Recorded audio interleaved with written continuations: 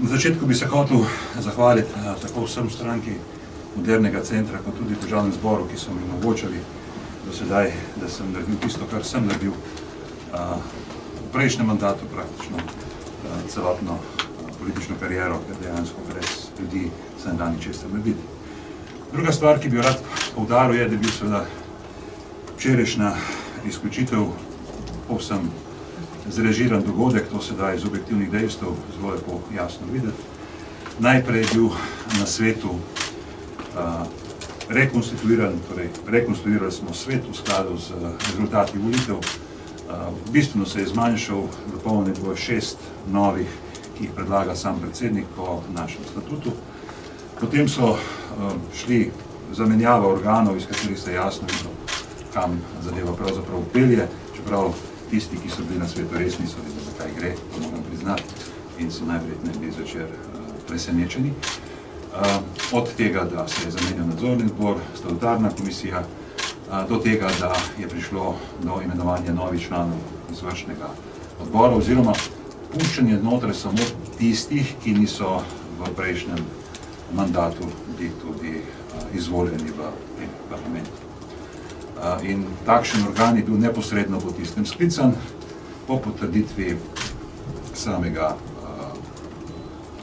zapisnika prejšnjega izvršnega odbora, ki še bil v stari sestavi, sprejet, je potem sledilo to, za kar ste danes tukaj zbrani. Torej sama izključitev iz stranke Modernega centra, ki tudi statutarno gledano ni najbolj logična, ker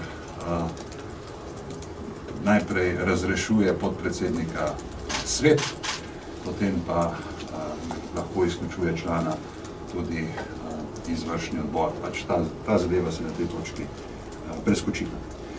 Zame so očitki neosnovani, od takih, da sem dajal preveč izjav medijem, s tem zasečil predsednika stranke, da sem recimo